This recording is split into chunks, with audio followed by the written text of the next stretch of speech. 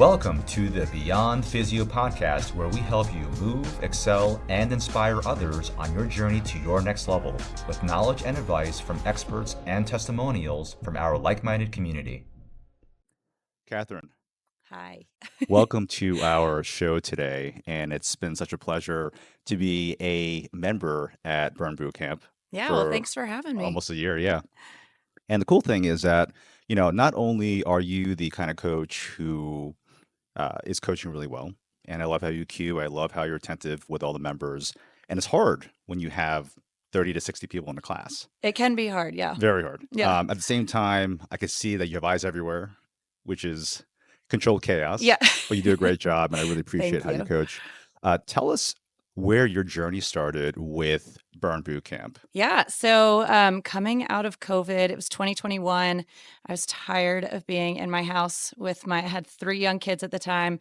And while I loved them, we were all stuck, right? Yeah. So 2021, I was looking just to add a little something else to my routine. I was a runner. A little bit here and there. I did some half marathons when I was in college, early adulthood, all that kind of stuff. But I really wanted to add strength to my routine, and I needed people again after all of COVID. So I had heard about Burn Bootcamp on Instagram. There were some not only ads on there, but just friends that were all over the country doing burn in different places. So I decided to check it out. It was pretty close to my house. So at that point, they had a 7-day free trial. And I was like, all right, I'm going to do all 7 days back to back, get a good experience, all the different camp times, all the different classes and all that. So anyway, at that point, I did day 1, and it was burst training, meaning just super high intensity for, 40 to 45 seconds, and then you kind of back down. And I was immediately hooked. I could not move my body the next day. I was so sore, but I knew that's exactly what I needed. I didn't want to think about my fitness routine anymore. I wanted to show up somewhere. Somebody tells me what to do. I work hard, I crush it, and then I can go home and be mom again for a little while. That's cool. And I frequently hear that story from our coaches and even members where they try the one class and they're just sold. Yeah. And that's like where the journey starts for a lot of people. Right. Let's go back into your athletic past, because you had a very successful history as a swimmer, sounds like. Yeah. So growing up, I have 2 brothers. We all swam competitively. I swam all throughout high school, and then in college, that's when I started running. Nice. I did some group fitness classes in college, but mainly just running. And that's when I did a few half marathons. So I've always been active. I've always enjoyed moving my body. But I had never really done a whole lot of strength training on my own. I just was intimidated every time I went to the gym by myself. I just didn't know what to do and how to do it effectively. So I kind of steered away from it, and running was a good outlet for me. And I was in decent enough shape that that's just kind of where I stopped. And then, COVID That's okay. brings it back to that point when I just needed people, honestly, and I needed somebody to tell me how to strength train. Oh, So interesting. So it's funny yeah, because I've spoken to now many female athletes over the years, and what I commonly hear, even now, is that there's not a great emphasis on establishing the right programs for female athletes. And of course, in college, the football teams get all the hmm glory and all the attention, but I feel like it's still a neglected area, and I feel like we could probably reduce a lot of the likelihood of injuries hmm in college athletes with women yeah, if we were to actually do something about that. yeah. No, I agree. I feel like unfortunately, I think a generational problem. For so long, women have been told to eat less, to do more cardio, to take up less space. And I feel grateful to be part of that change, part of that generation that's changing that narrative, because you're right. Women, especially, are doing things that are not helpful to their body, trying to take up less space, essentially. So focusing on strength training, not only is that good for prevention, injury prevention, but also, mood altering. Like, it just makes you so much happier. It releases all those good chemicals in your brain, builds bone health, like all of the things as we age. Hormones go crazy. Strength training is super important during that phase also. So, I am thankful that we're kind of shifting that narrative, and I see it so much more, especially on social media. And of course at Burn, we're focusing on that strength training again, and women are getting stronger, and they're being, inspired to be more confident in the gym and do the things that they were told that they couldn't do for a long time because they needed to fit this certain profile. Yeah, So, I'm so glad you said that because back in the 90s, and I'm way older than you are, but back in the 90s and 80s, everything was about being skinny, right. and especially for women. And I also agree with you. I would say, last 5-10 years, seeing a massive evolution Mm-hmm. of fitness going towards strong women. Yeah. And I love that just because I know as a physio that the women that we have who are strong and doing the things to gain muscle, and Mm-hmm. we're not talking about getting massive muscle, we're Right. talking about gaining some muscle. Right. Because women just typically don't have the hormones to actually get the kind of size that guys typically Mm-hmm. do. But that being said, the benefits certainly outweigh all the benefits from cardio if you think about it just over a lifetime, as far as what it can do for not only longevity for women, but also to help them to stay independent and mobile as they get into their 40s, 50s, Right. 60s, 70s. Right. Yeah, no, a lot of what I do, it's not just because I want to be fit and healthy and move my own body. It's, the goal for everybody is to live a long and healthy life. When my kids, who are still, elementary age at this point, when they're having their own kids, I still want to be the grandma that gets down on the floor with them That's and right. plays and has no big deal. Like, it's just something that I do. And it's not an effort that has to be put forth to like get all the way down and then all the way back up. So, that functional mobility is super important. Absolutely. Yeah. And strength and mobility are often great partners in that game of longevity and Mm-hmm. independence. It's funny because my kids, obviously, they've grown up in my business for over 20 years now. But growing up, they weren't that fond of working out, Yeah. even though I was like, coach daddy at times, Right. whatever. And I helped them with, especially, I was basically, we were the medical providers for my girls' volleyball team. Okay. And so they just knew that this is part of what we had to do. And of course, they were like, "Well, do you really know what you're doing, Daddy?" I don't know. Yeah, Dad, right. yeah. Exactly. And we had a period of time where there was just like this kind of, well, I don't want to follow what Daddy does, right? Mm, And now that they're older, they have self-initiated. Maybe some of those behaviors have somehow translated into what they're doing right now. right. But I love just seeing them. They want to go to the gym. They are asking me how to get stronger. They're asking me I how love to that. run faster because we see a lot of runners and we Mhm. work on running technique. And so it's really been interesting to see that shift happen in them. Yep. And I'm really excited to see what's going to happen as they enter their 20s and later in life, because the stuff that they've built, the habits they built right now, and your kids as well, Kathryn, Right. are going to carry with them for a lifetime. Right. Right. I mean, my kids, like I said, they're all elementary school. They're 10, 8, and almost 6. And they see me and my husband. We work out a lot. Not, excessively, obviously, Yeah. but we both work out every single day. So they Regularly, see yeah. that every day. My husband actually went with them to start doing jujitsu. So which is totally out of my wheelhouse, but just the fact that he's doing it with them. Yes. They see us working out all the time. It's just building that habit where it's normal for you to move your body every single day in an intentional way. I think it's, they do, I'm sure will go through a point where they're teenagers and they're like, I don't want to do that because you said so. Yeah, just because. Right, just because. But then you're right, it will shift as they get older and they realize like, oh, they kind of knew what they were talking about. Yes, Yeah. exactly. So Now, your husband's name is Matt. Matt. Yes. And he was probably the best workout partner I've had at Burn. Yeah. The one You guys were so fun that it was, day. oh my God. Like, I was like, oh my God, this guy's like pushing me hard, which was Yeah. really, really good. But what's really rare that I've seen, and I think you guys are a rare couple in that way, where it's rare that I see both members of the marriage, Mhm. the husband and wife, both actually live a really active lifestyle. I Mhm. typically see one person kind of all out, Yeah. and the other person's kind of like, I Sure. don't know, yeah, that kind Yeah. of thing. No, a lot of times it's fun because Burn Bootcamp started as a women-only gym. That's So there are a ton of women. Our membership is largely women. But they, even honestly, since I joined, like I said, 2021, so 3.5 years ago, they still had women-specific camp time. So no men could come to certain camp times. Now, of course, everybody is welcome at any time. But it is super fun to see husbands come in when their wives have been crushing it for years as a member. And they're like, oh, it's, your little gym workout. And then they come in and you're like, oh, I'll show you. I know. So that's really fun to see, husbands come in and support their wives and realize like, oh, okay, this isn't just some like 45-minute, like, halfway kind of workout. This is the real deal. Absolutely, Yeah. yeah.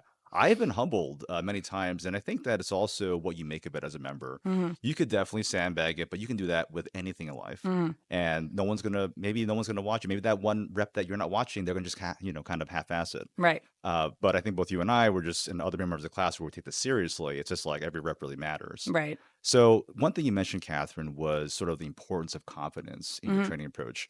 How do you see increased confidence in the gym, maybe translating into other areas of your life, or maybe for other members? Yeah.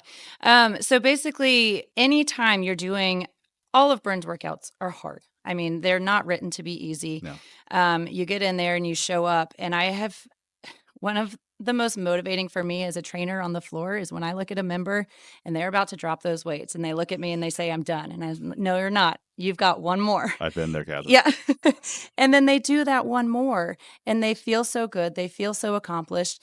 And maybe that one extra rep that morning, if you work out in the morning or that night or whatever, encourages you to do one extra thing that you didn't think you could do at home, at work, or whatever it is. So even just pushing past that mental mindset of like, I'm done, I can't do this anymore. And then you do just one or two more and you just feel so much better. And at the end of the day or the end of the workout, you're 30 minutes into the workout. You've got 15 minutes left to go. And you're like, oh my gosh, I cannot. Like, I'm trying to catch my breath. Like, we've all been there. Even 100%. now, like, I Yeah. mean, we're fit people and we are there every single Yes. day. But then 5 minutes after camp, when you've caught your breath, you've stretched, you're like, holy cow, I did that.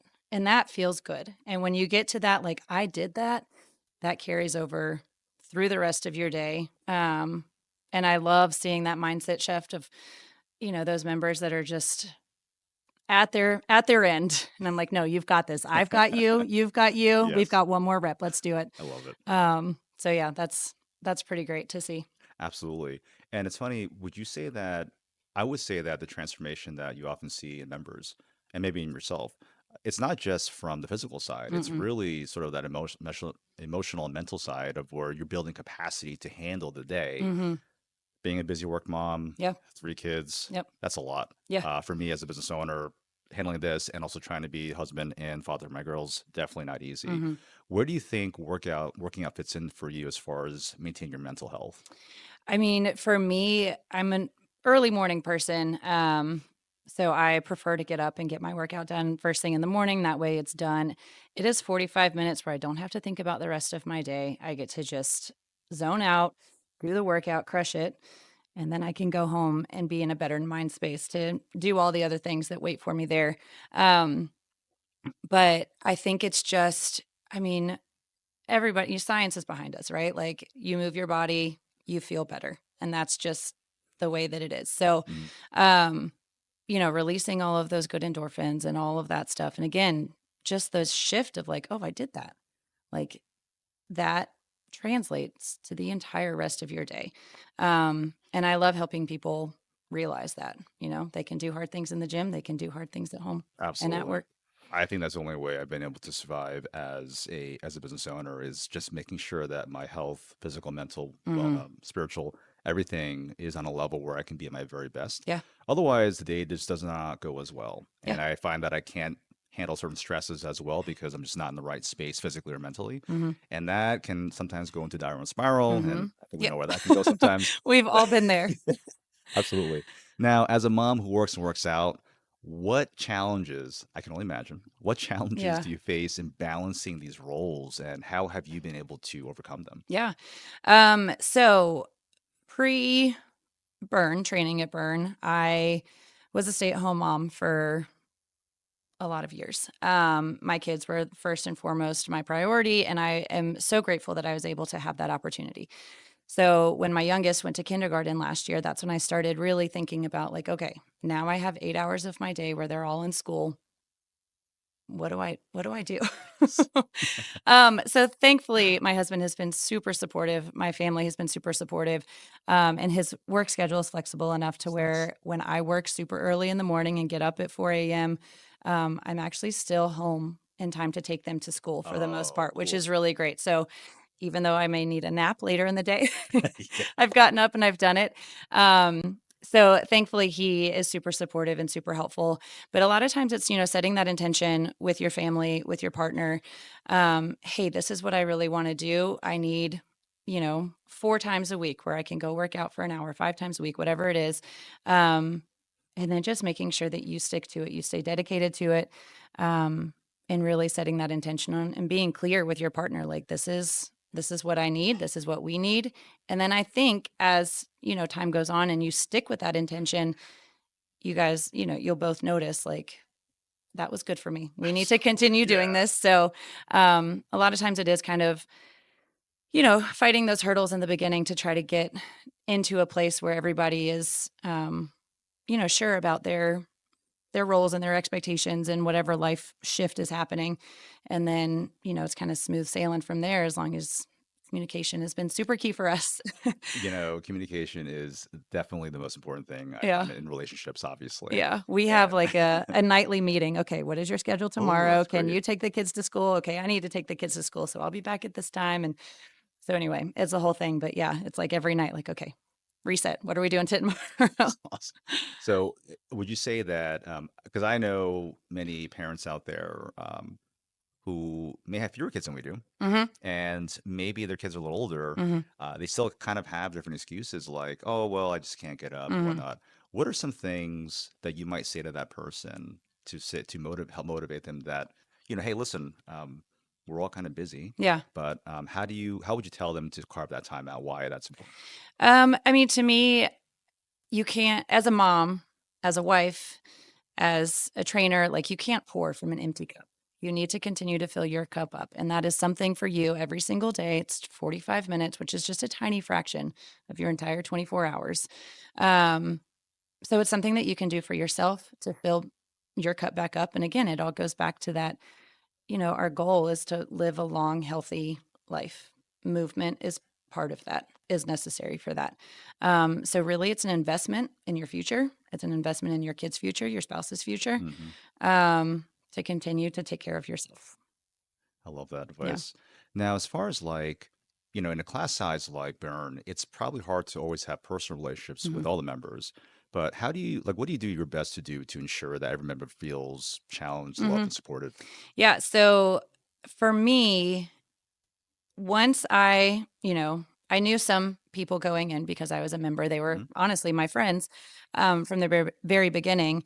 But every time somebody new comes into the gym, we as trainers take a few minutes. Hey, how are you? What brings you to Burn? So happy you're here. Let's get this workout started. And then at the end, it's always, you did so great today. I'm so happy you're here. Can't wait to learn more about you. We do push our what we call focus meetings.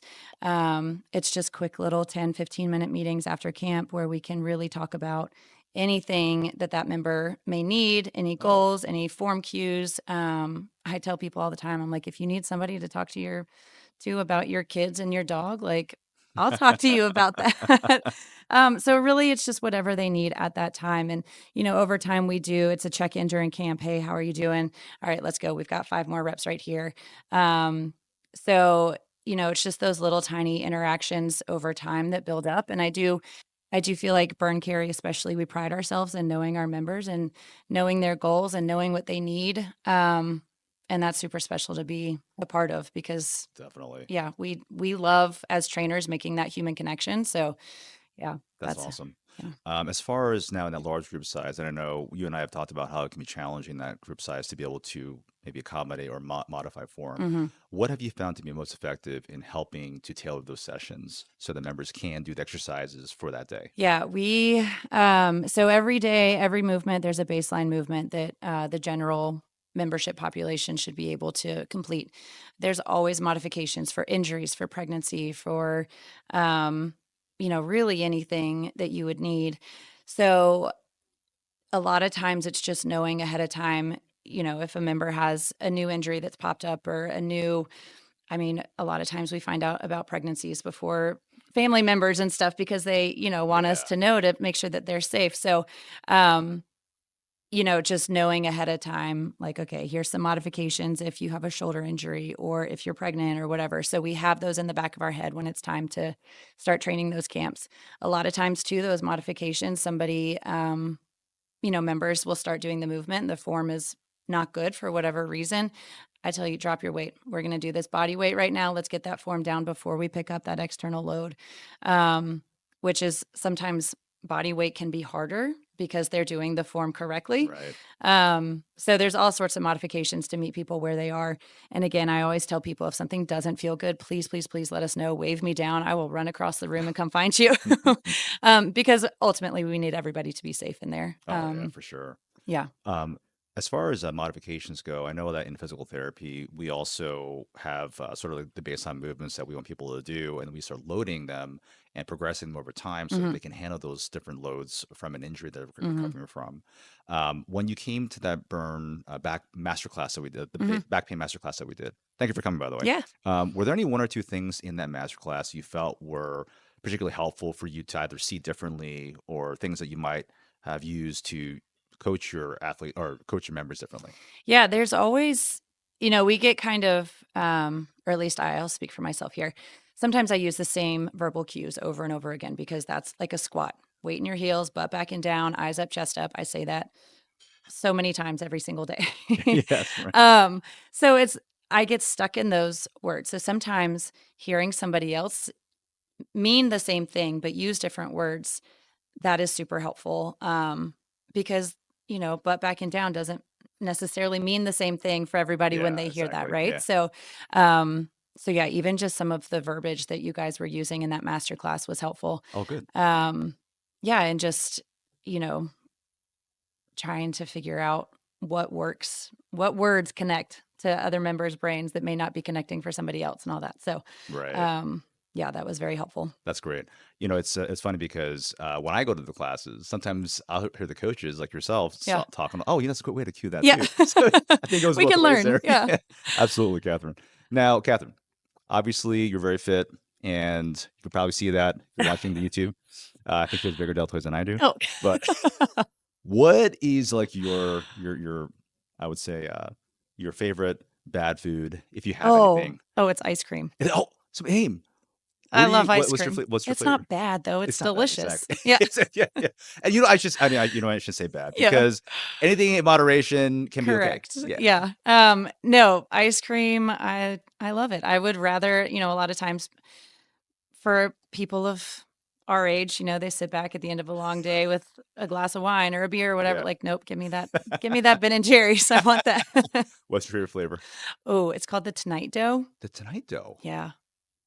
Is that with It's cookie dough? yeah, there's Yeah. cookie. Yeah, there's cookie Oh my dough in God. there. It's chocolate. It's That sounds vanilla. amazing. It's delicious. Yeah. So my favorite post-race food, when I used to do a lot of triathlons, is I would get a glazed donut Okay. and cut it in half like a bagel, Okay. toast it for about 10 seconds so it gets crispy on the outside, Oh, and then add the ice cream in the middle, and you got your donut ice cream well, sandwich. guess where I'm gonna go after this? It's awesome, Kathryn. Yeah. So, Kathryn, for anyone who's maybe nervous out there about getting into fitness, what are like one or two things you want to say out there to our audience? Because we have some moms who might feel guilty about leaving their kids alone. Sure. And I love what you said about how you have to basically fill your own cup first. But for those who are hesitant to get started, what are some things you might say to them to say, hey, listen, maybe it is your first day, maybe it's your first time thinking about fitness. How would you get them motivated to stay the course? Yeah. So I think ultimately it's dedication over motivation. So you can be motivated. I'm not 100% every single day, every single workout. Same here. I know that I have to move my body and I want to move my body, but some days I don't want to get out of bed. But it's having that discipline, it's having that dedication to reach those goals. But, as far as feeling selfish about moving your body and taking that time for yourself and leaving your kids, or even, Burn Bootcamp has a great child watch that, you just drop your kids off right in the front door and then you can go crush your workout. I said it earlier, it's an investment in yourself. It's an investment in your future, into your kids' future, your spouse's future. And that alone, I feel like is why I do what I do, just to make people feel like they deserve to take care of themselves. Because especially as a mom, as a parent, like you spend all day long thinking about everybody else. It's so easy to put yourself on the back burner. And the reality is you deserve 45 minutes you just think about you. I love that. And for any people in our audience who have been reluctant to work out because of one reason or another, and maybe at the core of it, it's going to be guilt for leaving your kid behind, Mm, or maybe it's for some other reason. I'm hoping that you would hear what Kathryn had to say about how you got to take care of yourself first and how you actually matter. And absolutely. unless you put yourself first in certain situations and take care of your needs, you can't be the best version of yourself to your spouse, to your kids, or to the people you love around you. Yeah. No, I definitely agree. And even, I mean, when my kids were little and I was not hadn't even heard of Burn yet, the number of times that I put them in the stroller to walk around the block because they were crying or whatever, like just I put them in the stroller. Even if they were crying in the stroller, at least I was outside. I was Yeah. moving my body and I was giving myself that minute to decompress so that then I could deal with whatever, they were upset about at the time. But um, yeah, moms, dads, you deserve it. Yeah, absolutely. Well, Coach Kathryn, thank Yes. you so much for coming on our show. Thanks for And having oh, me. absolutely. I'm looking forward to sharing this with not only our audience, but also our Burn Bootcamp Yeah, family and Carrie. of course. And I'm hoping that that will further the level of motivation they have to take Yeah, classes with you, but also at Burn itself. for sure. No, there's burns all over the place. So Yeah, yeah, we awesome. love it. Thanks so much for tuning into today's episode. It really does mean a lot to us. And don't forget to like, share, subscribe, or comment if you got at least one or two helpful insights or takeaways to help you get to your next level.